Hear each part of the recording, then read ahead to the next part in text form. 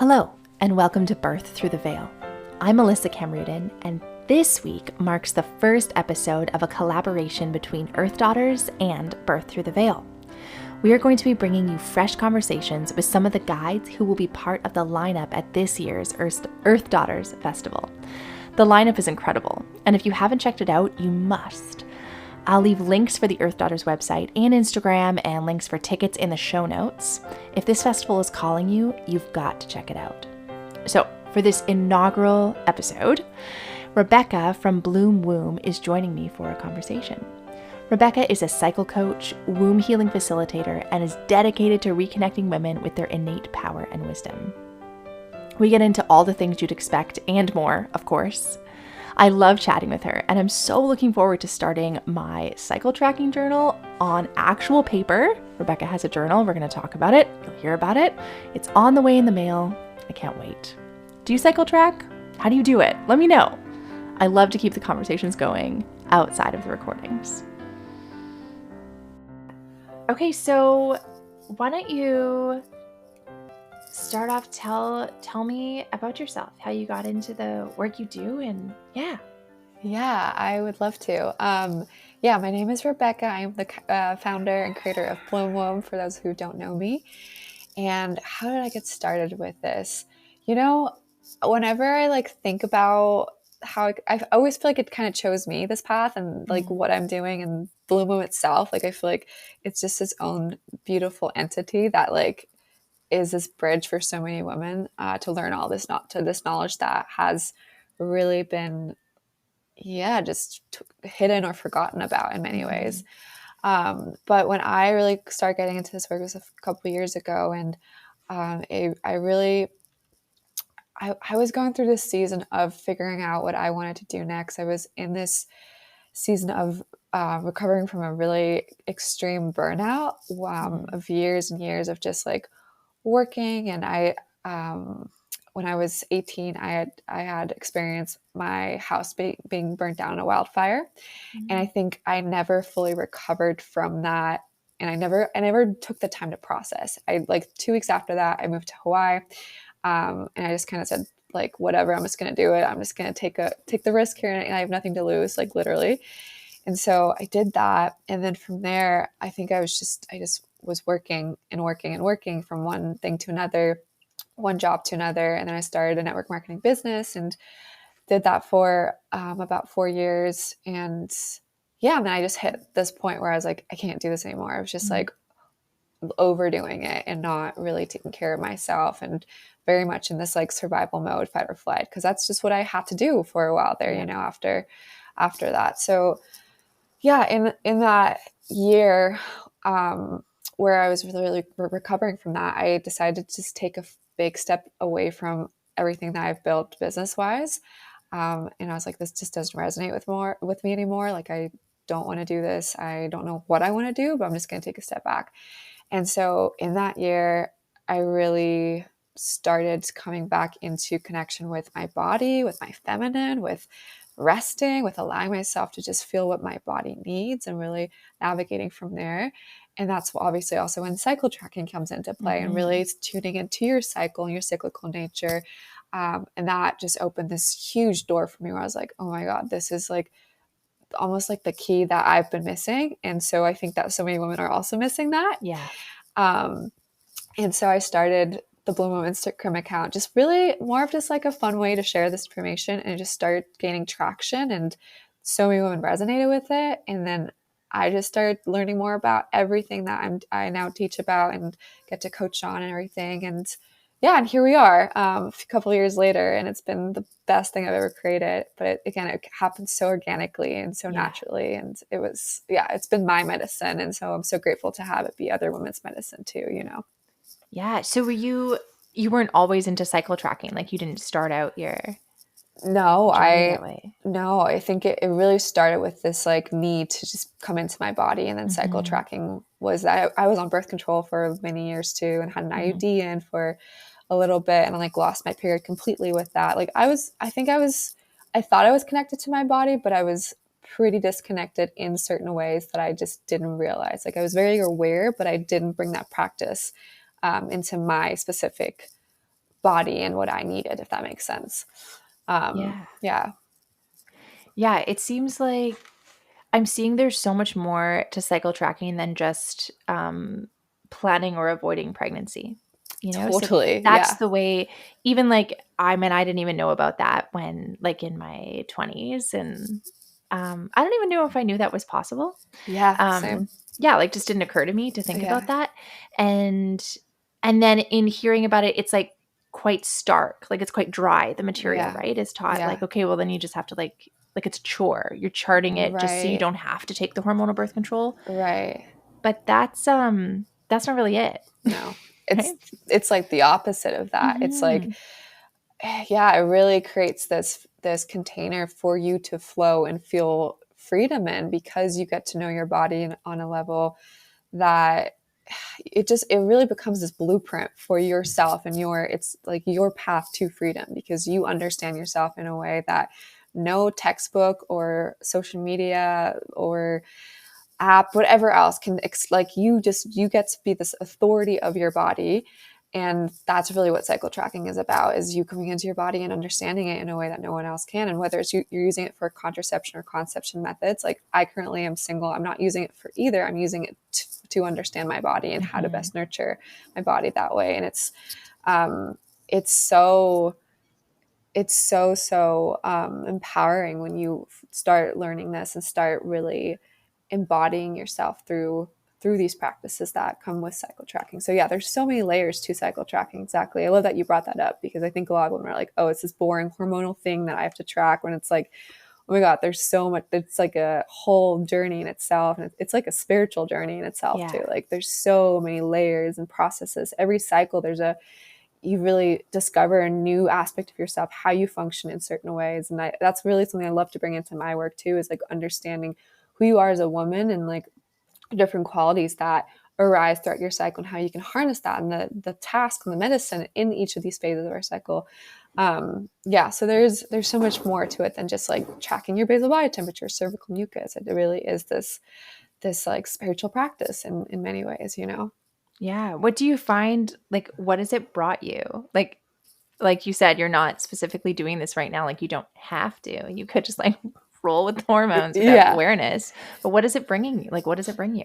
totally. I think the biggest thing is like this compassion and grace for myself and for what my body needs, and not resisting, like being in resistance to that, but really like coming into this relationship to what's in my body and my womb and my intuition. Like that's really where our power lies as women, Mhm. is like really coming into your body and creating this. Like I think cycle tracking can be the somatic practice where we see what's present, and like your cycle becomes this reflection of your life. Like it really is this it's like this messenger that it shows up in different ways. Like whether it's you're experiencing heavy bleeds or periods that are really painful, or you're having ovulation depression where you're not able to feel your happiest self during ovulation, which is kind of what we're supposed to be feeling, you know. Like Mhm. there's these different things, and the way that the cycle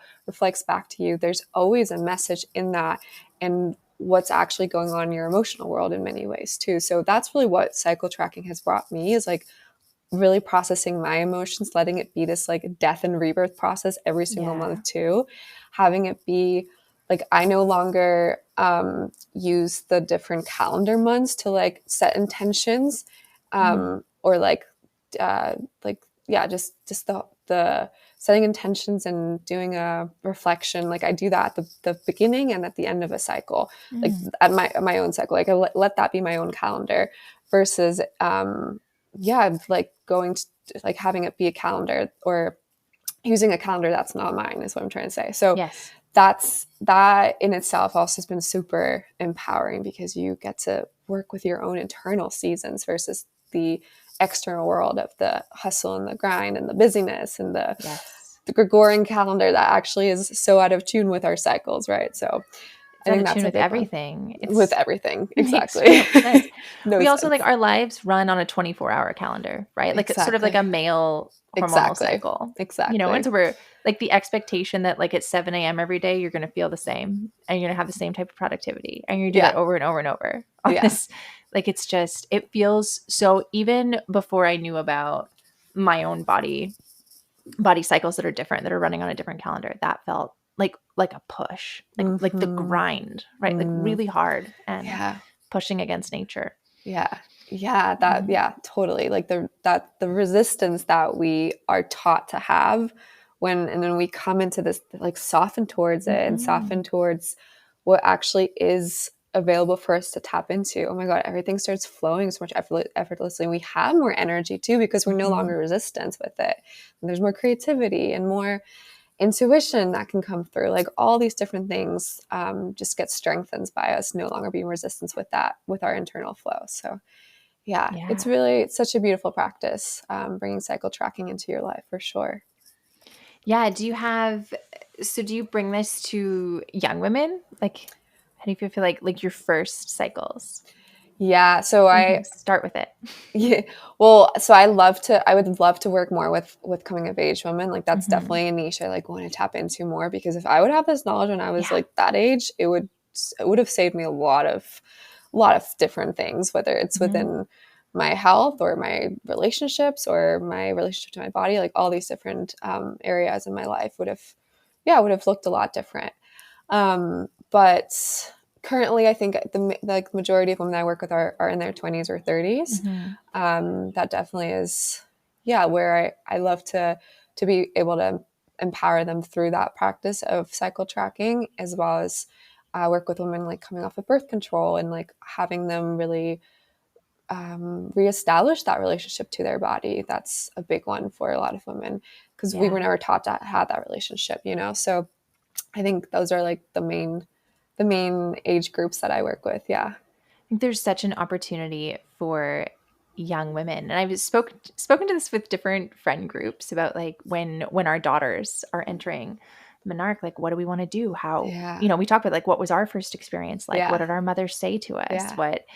And what would you like it to be for your daughters? And I get the sense like we all want it to be different than how it was for us, like more acknowledgement. I think more sacredness around it. And then there's also like this feeling like, they're just like, they're coming out of childhood then, right? But there's still a feeling like they're your little child and you want to keep them innocent and protect them from things. And I've sensed sort of a resistance to teaching this wisdom. And also a lot of us don't have it to teach, right? Like you don't know. What are your thoughts around that? That's a really good question. And I haven't really thought, I'm not a mother yet either in that regard. So I think maybe that's not why I've thought that that far ahead in that. But, when I think about my menarche experience, I don't remember this, but my mom, I've like talked to her about it a few times now. And she's like, I tried to make it special. I gave you a gift. She like apparently gave me this. And I do remember this gift, but I didn't realize it was for that specific that she was celebrating that for me, that my first bleed came. Like I didn't realize that was the correlation, or maybe I blocked it out. I don't know. But she gave me this little box with a bunch of like rose quartzes in it. And it was just like this, like your treasure that it's kind of, this initiation into womanhood, And so my mom tried to make it special, and she's always been really aware with these things too. And I blocked it out because I think I didn't think it was cool, or I thought I was like, there was shame around it. I thought I had to hide it. And that was also my peers. They totally had this like shame around it, and they needed to like, that's just how we're taught. Right. And so I think in that, when you're coming into your like womanhood and menarche as, a young girl, you're right. I think you don't have to know all of this information yet. It's a lot. But I think to understand the like basics of it and understand what's going on in your body. Like I didn't realize we had 4 phases in our bodies and our hormones are going to change. Like no one told me that until like a few years ago. I learned all this, So that I think is really, really important, just to how your body functions. But Yeah, that seems like key information you could get right away. yeah, Like, right totally. away. Yeah. Like really, like that's every woman That's should really know that. basic. Yeah, like the basics of just like understanding how your body functions and that you're going to feel different throughout the month and maybe Yeah. how to support yourself throughout the month in these different phases. Like I think that would be really vital for every woman to know. But then when we come into like um, tracking your cycle, fertility awareness method, all of that, I think that probably comes a little later when Mm-hmm. they're coming into that stage more.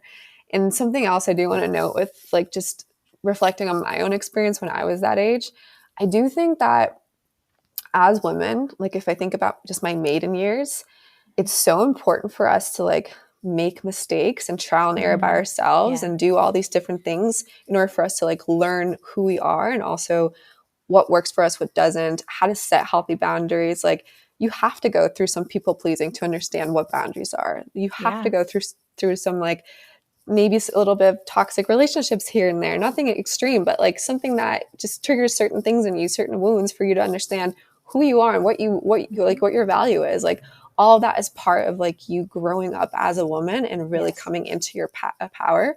And so I think that you can teach women all these things when they're coming into these years, but they have to, that's their initiation is the experience they have for themselves in all these different ways and all these trial and errors that they're gonna they're gonna go through inevitably. So yeah, I think the basis of cycle stuff would be great for to like teach at the menarche, but yeah, just having more awareness around it and the whole like not having shame around Mm-hmm. having your bleed. I think that's a big one that slowly we can start undoing too, by us just being vocal about, hey, Yeah. I have my bleed today and this is what I need and I'm going to take a little time away from the world. Like just making it be more this like thing that we speak about versus like I have to hide my bleed, shove a tampon up my sleeve, go to Mm-hmm. the bathroom kind of thing, like that's over with. Like why are we having menstrual shame still, so I think that those are like the main things I would really love to shift for the future generation. Yep, I think you're right. The shame piece is insidious in our culture. Like my mother never Yeah. told me that. She never said it, Mm-hmm. right? Yeah. It didn't come from her. No. But I think she felt it Yeah. in herself, right? And I just know that based on how like the tampon in your sleeve kind of thing, like that sort Exactly. of, right? Like it's like we're Exactly. not supposed to talk about it. Definitely not in the grocery Exactly. store, Yeah. like or anywhere in public. And it's just, and you're right, like by the time you first start to bleed, you already feel that. You already Mm. know it's a little bit dirty. Like Mm-hmm. that's the kind of thought that's around it. And maybe like that's also the magic time because in my experience, like it was also really exciting, right? Like I was a little bit later than my friends. Most of my friends already had their period. Mm-hmm. So by the time I did, I was like waiting, right? Like I was Mm. excited for this. Yeah. Yeah. So yeah, there's so much opportunity there. And it makes me think I remember so when I first learned that the cycle had 4 phases and that it ran at about 4 weeks, like blew my mind. And I was in university, like Yeah. university. Isn't that And it was crazy? a professor who was a man who was just talking about, I think we had to take this class called Health for Life or something. And it was all Yeah. like physical education. Then he was like just doing a quick overview and he just drew a circle and Yeah. like put little marks on it. And I was like, are you kidding? Like somehow in my mind, I actually thought it followed the Gregorian calendar. Yeah. And I was like, my cycle's never the way it should be Yeah. because it doesn't start, right? It doesn't last like 31 days or whatever Yeah. a Exactly. month does. Like that's the kind of like bereft information some of us are headed into life with. And Yeah. we could make it so different. Totally. So different. Yeah. I actually remember this a few years ago. I think it was like, I don't remember how old I was, but I was seeing this guy and he was like, oh yeah, did you know that you could only get pregnant like 5 days out of a month? And I was like, because I was like, please wear protection. He's like, okay, but where are you at in your cycle? And I was like, what do you mean? Like I don't want to get pregnant. He's like 5 days out of the month. And that's when I like first found out about that. Like a man Yeah. had to tell me that too. Yeah. It's like, it Yay is, for his mom. I know. Well, yay for, I don't know what his intentions are with that, but Right. Also, there's more there. Yeah, I think he was just trying to be safe on his end and not want to have a bunch of baby mamas. But anyways, point being, good too. is it's crazy how none of this gets taught to us, and all that I remember from sex ed is like, don't get an STD and like use a condom, and here's how to use a condom. And that's pretty much it. Control. And here's birth control. Exactly. Yeah. And like the other crazy thing about sex ed is that they tell you that the sperm, like the fastest sperm is the one that will get to the egg, when in reality, what happens is that the egg actually chooses the sperm through something called chemoattractants. And that, like, when I first found out about that, I was like, the patriarchy runs so deep here. Yeah. Like, we're going from this whole, like what you're teaching us is that the fastest and the strongest sperm is conquering the egg, versus like the feminine in her purest essence is receiving the best for her. Like, that's what we should be teaching women here. She takes what she wants. And when we're in that, also in our ovulation phase, like tapping into that creativity and that conception energy and like manifesting your life through that and creating your life through that changed my whole entire life too. Like, just knowing that like I can tap into that even if I'm not conceiving an actual child at the time. Like, I can use that creation energy for whatever else I am creating in my life. So yeah, because women, like, we birth and gestate all kinds of things, not just humans. Totally. Right? Like ideas and everything. And you're right. That's the time. Yeah. That's like during ovulation. I don't know about you, but like all the ideas come in for me. Yes. And if I'm not creative during that time, like I feel myself mourning that in my later half of my cycle. Like I feel my body being like, oh my God, you didn't create. Like, you created so that important pattern for yourself. You know? Yeah, exactly. Yeah. So, so I'm vital. Like 1 year postpartum. So it's like the longest luteal phase ever. Just like waiting for ovulation. Yeah. Yeah. So I'm like, oh, I missed that. Yeah. Yeah. It'll come soon. Yeah. I'm sure it'll come back in the next 6 months or so. Yeah. Amazing. I'm excited for you. Yeah, I know. I just actually pre-ordered your journal, your cycle tracking journal, because I've been looking for one. I was like, am I going to make my own, or am I going to? And I'm like, nope, this is calling. This is it. I don't even know I didn't even look at it. I don't know if you have. You're so sweet. Yeah, I love that. And I was like, I'm just going to start now. Like, why not? Like, I'll just track the longest luteal phase ever. Yeah, yeah. I love that. That's amazing. Well, and I always tell women, like, you can totally start tracking with the moon phases too if you don't have your cycle right now. Like whether you're postpartum or you're pregnant or you're in menopause, whatever it may be, like still track with the cycles that the earth gives us, the moon gives us. Yes. And I do have that option in my journal as well. So you can track with the moon. Yeah, exactly. Start there and just, feel what you're feeling in your body every single day, see what's coming up. Yeah. I love that. It's such a lovely, lovely reminder to check in. Yeah. Yeah. Yeah. Amazing. I love that. Yeah. Yeah, me too. Have you just thinking of you talking about how the egg chooses? Have you heard Wapio? Do you know who she is? Yes, I actually took a doula class. When I first started with all this, I first was like, I'm going to become a doula, and then I shifted into menstrual cycle stuff. But she's incredible. Yeah, she's talked about this a few times too. Yeah. I just recorded an episode with her last week. Yeah, where we were talking all the things, and I think I'm going to take her quantum midwifery that's starting next week because it's her last time she's doing it. She's passing the torch to the next generation, and then she really wants to teach about homeopathy, which she's incredible at. But I just thought of her because I love how she takes that sort of like dry science piece and she makes it poetry. Like when she describes like the light and the sound coming together, it's like totally. So when I took her doula course, it was a 4-day thing, so it was kind of short, but it was so potent. And I have all the recordings, but I need to go back and like listen because there's so many good pieces in there. And like the way she talked about pregnancy and birth, it's just like this beautiful, like spiritual journey that a woman goes through in itself. Like it really can be this orgasmic thing that, that's the whole other topic in itself. But yeah, it's beautiful. I love that you're doing that with her. highly recommend her. I'm like 90% sure I'm doing it. Yeah, But do it. it's, I know, right? She's ever since I saw her for the first time, I'm like, no, I have to like sit at this woman's feet and learn things. And it's coming to Amazing. This is the time that's calling me, I think. Yeah. I love that. Yeah. Tell me a little bit about more about your cycle tracking journal. What did you put in there? What's your inspiration? Yeah. So the way that I love to teach cycle tracking, and I think that a lot of women kind of don't realize that this is one of the best ways to cycle. I mean, maybe I'm biased, but I just think written cycle tracking is like the way to go, just because there's a component in it that creates this connection to your body more than any app ever can.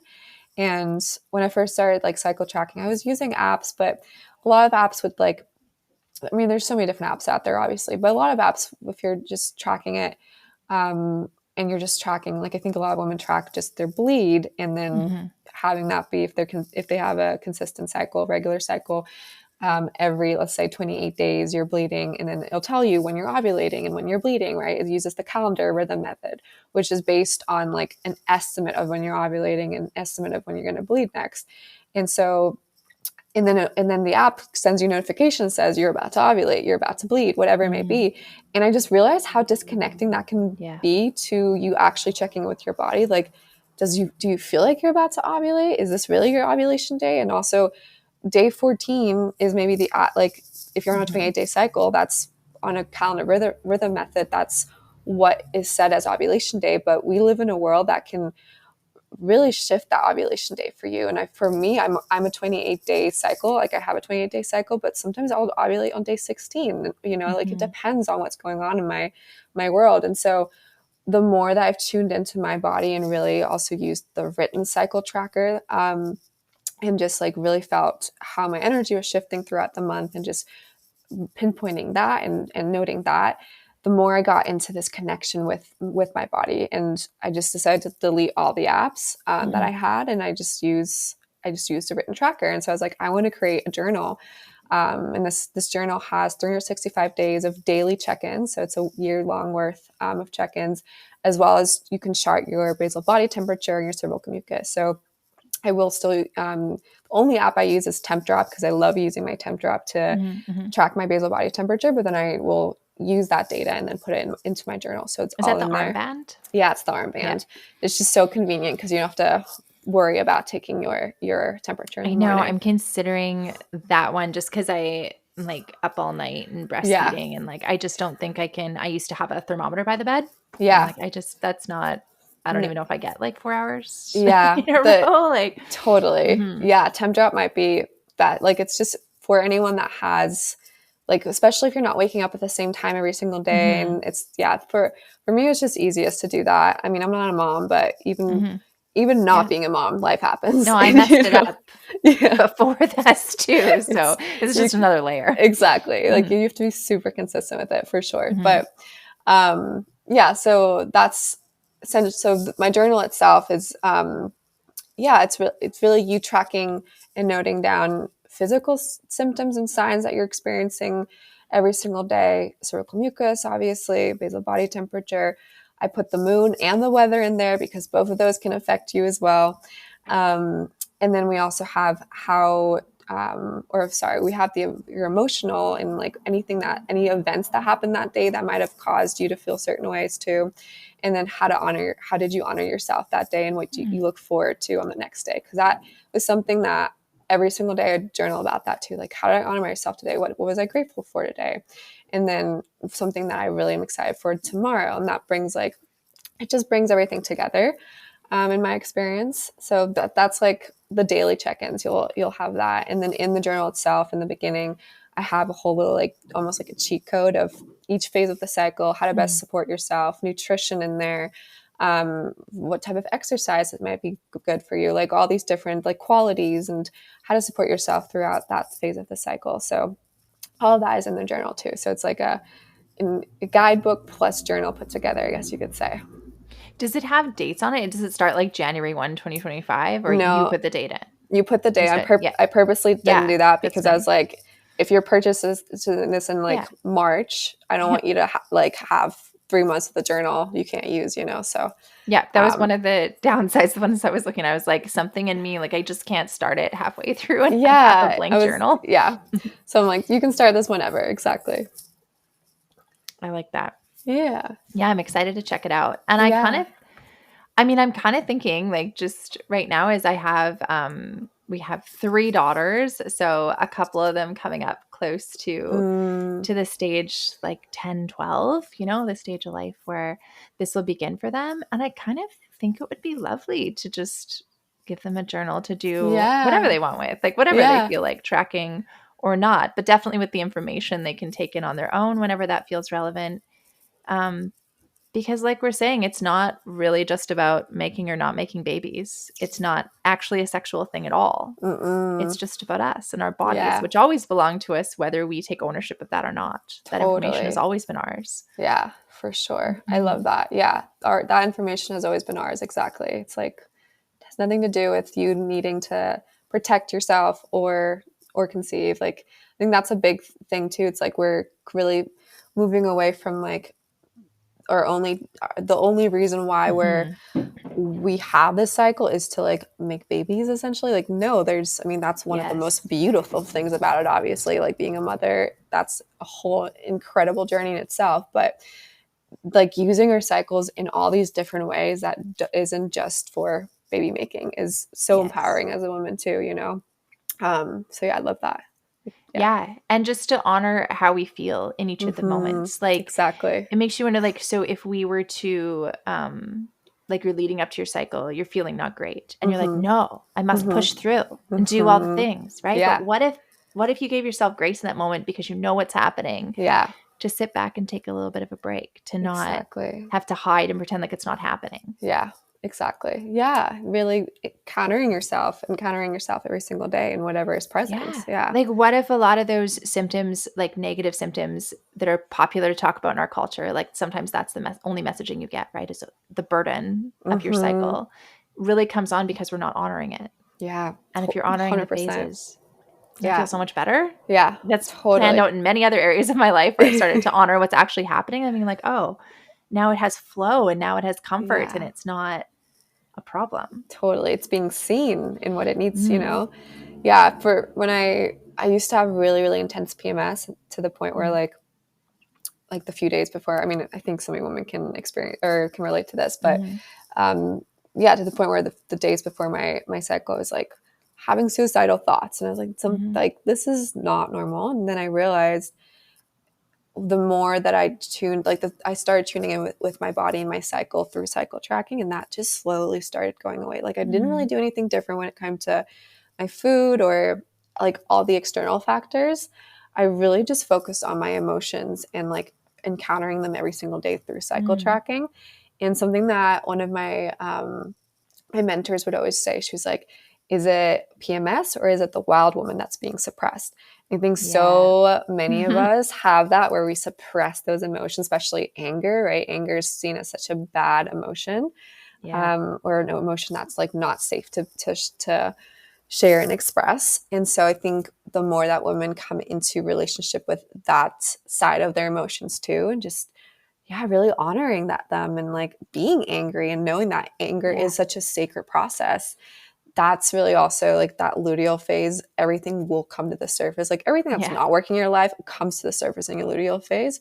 So the more that you're able to, just really bring more awareness around how are you processing these emotions and how are you coming into relation with your anger, with everything that you might have suppressed because you're taught to suppress it. Like, it will start shifting, and like your cycle starts shifting in that too. It's really magical, honestly, the more that you do it.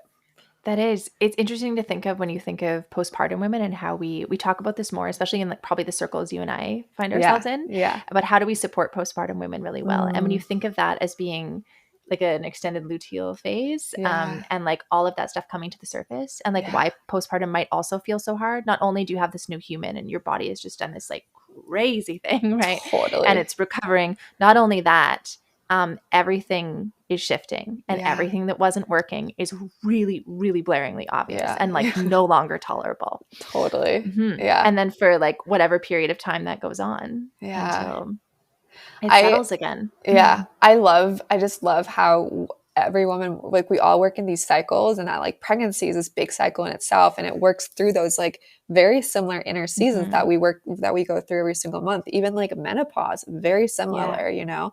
It's just so like divinely orchestrated, and the more that you tune in, the more you see those correlations. You're like, oh my God, you're in a long inner autumn right now. And there's just all of these things that you have to, that might not be in alignment, like you got to face, because that's the season that you're in, your body's in still. So yeah, I love that. Thank you for bringing that up. It's such a cool way to seeing it, you know? Yeah, it does. It's reflected everywhere. Yeah. Right? Like in the phases of the moon, in the seasons, in like everything. Yeah. Mm-hmm. Everything and so it moves makes through it so there's always an opportunity for rebirth. Like Yeah. we're not waiting a year. We're not waiting for January 1st, weirdest time anyway. Yeah.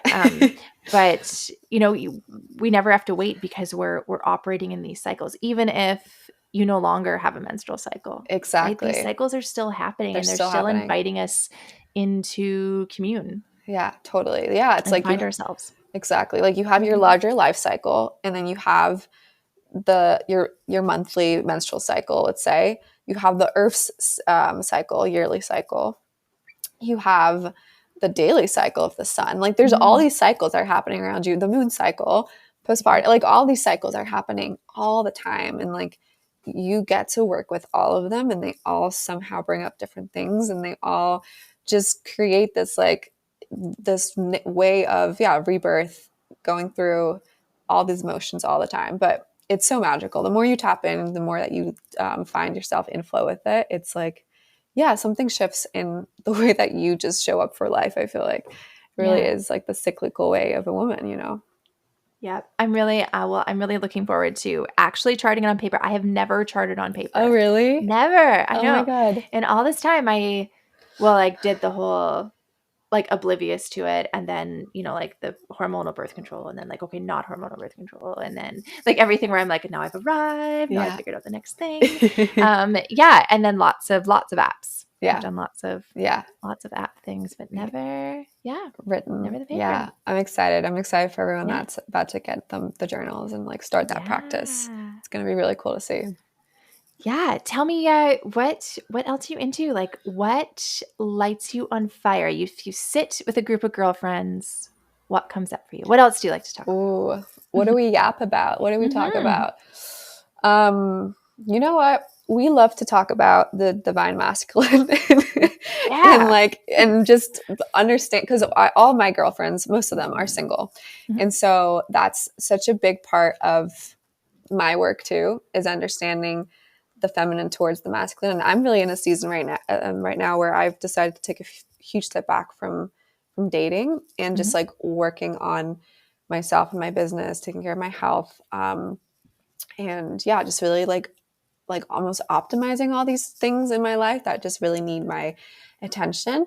And it's so interesting because at the beginning of this year, I really set that intention to like just create more routine and structure in my life so that I can feel more flow and more at peace and have more freedom. And really what's happening for myself right now is like I feel myself coming into this like divine union within me, where my masculine is creating these structures and these systems and putting these like these routines in place that allow my feminine to flow and to really feel at ease and at peace more. Like there's more safety I feel in my body because I've created that for myself. And so it's so interesting because for so long, that was exactly what I was lacking in my different relationships, where I was like, I felt not safe. I felt like I couldn't flow. I felt like I had to control because the other person wasn't giving me like that container for me to feel safe in. And I think it was really just the reflection of my own inner. It always is. It's so crazy. It's always an inside job. Yep, it really is. So it really happened so divinely, where I was like, I am not dating, and now I'm coming into this realization. I was like, oh, I think this is what needs to happen. It's It just was me. Yeah, isn't it always? It's like we run in all it. we run in circles and circles. We're like, what's going on? Like, why can't I figure this out? And then we're like, oh, I just have to like take a pause here and come back to myself. Yeah. My husband and I were just laughing about that, about how we're complaining like to each other about like something like, and this person, and then like there's always somebody like that. And then it was like, you know what the common denominator in these relationships is? It's me. I'm the common denominator in all these things. Yeah. Totally. And like taking that responsibility for yourself too. It's like, it's hard to do, especially as a woman that's been like taught to. I think a lot of women can lead from this like damsel in distress complex, or like playing the victim, or like not really, thinking that they need to be saved in certain ways, that they don't have the authority and like the responsibility to do that for themselves. And I think there's a lot of grooming in our culture that leads to that. For sure. So much. Yeah. It's like the whole wounded maiden. I mean, that's a whole podcast in itself for sure. But really like learning how to take responsibility for yourself, your energy, your boundaries, what feels good for you, what doesn't, and not leading from this like victim mindset, but taking like full responsibility for also the way that you're breaking your hearts in certain ways, right? And you're not saying no to things, and you're allowing things to happen over and over again. Like there's so much there too. So it's been a huge journey for me, especially in this last year with that. I've gone through a couple of relationships that were like pretty brutal, but I also now realizing that in many ways I kind of did that to myself because I didn't say no at certain points. And now I'm like coming into this coming into myself and just seeing how my dynamics play out in my own life, my own inner world. So it's really fascinating. Yeah. Personal responsibility is a trip. Yeah, it is. Right? It really is. Yeah. Taking out, like, I feel like when you first confront a piece of your life with personal responsibility, it feels like mean or something, right? Where you're like, someone was supposed to take care of me there. It's someone else's job, it feels like. And to be like, actually, it's only you. It's only me. Feels really confronting, but actually it's so powerful. It's so liberating. That means I always had and continue to have the power to change it. Totally. It's always me. Yeah. I can always choose what happens here. Yeah. And like, that's the best. Yeah. And at the same time, it's kind of scary because that means you have to take that initiative for what it is that you want. You know, you have to say no to the things that are not doing you well, even though you kind of want them, you know, like whatever it may be. So I think that's why a lot of people don't want to take responsibility, because it's almost easier to play that victim role in many ways, you know. It for sure is. Like, until you have the full realization that they have no power. They have, like, it doesn't matter who like, until you fully, it's so much easier to lean into, to lie to yourself. Totally. And say it was someone else. That's actually like, that leads into, that's what I'm bringing to Earth Daughters this year is a whole, like a class on, or an offering on prenatal care outside the system. Like, what is true prenatal care? And it's really like, it's really a lesson on self-responsibility. Like, what am I responsible for here? Yeah. It's all of it. Yeah. There we go. Wow. Yeah. Yeah. I love that. That's so beautiful. Along those lines. Yeah. It really is. Speaking of that, what are you bringing to Earth Daughters this year? Oh, I am bringing, so I named the workshop Inner Seasons Workshop. And so it's really about just kind of what we were just talking about, like understanding the inner seasons that work through you and how you can best live with them, and understanding the seasons of also the earth and tuning into that. But like mainly focusing on obviously our menstrual cycle and the phases and the medicine of each phase. And with everything that, like, anytime I share about menstrual cycle stuff, I like love bringing in like understanding a little bit of the hormonal side of things and science. But I also like, my strong suit is understanding the spiritual and the emotional and the like, that's that part of it, and how it really is this like spiritual process that happens within us. So I just love bringing all of it together and not just making it be this like very, like, I think it's like marrying the masculine and feminine of understanding the cycle. It's like, okay, we have the structure of the hormones, but also that brings out the spiritual and the emotional and the intuitive, which is our feminine, and they all work together. So that's like bringing all of that into a workshop, which I'm really I'm excited excited to for. see that. Yeah. I have to go. Yeah, I love Yeah, that. I think like in my life, I'm like, I get the hormonal sequence. And if I forget some part of it, I can Google it. Like Yeah. it's like, black and white information that's easily accessible, but more of the feminine and that more of the Mm, spirit, more of the flow and the creativity and how yeah. that connects in.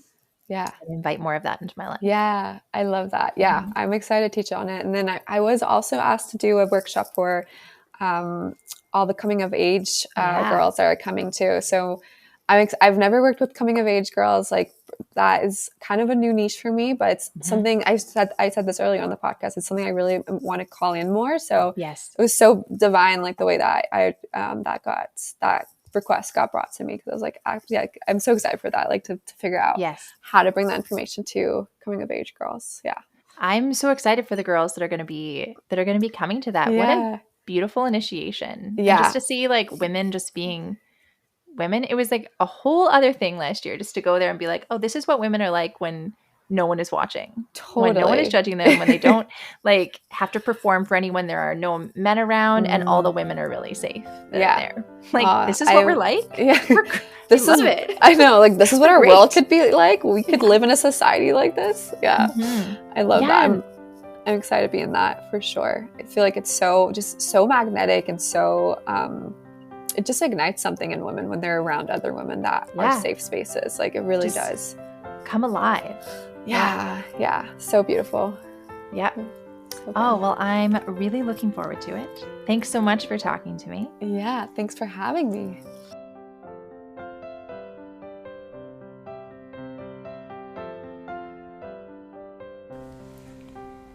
Thanks for listening.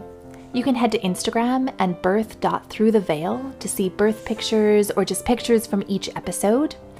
The show notes have links and more ways to connect, along with the link to submit your birth story. I would love to hear it.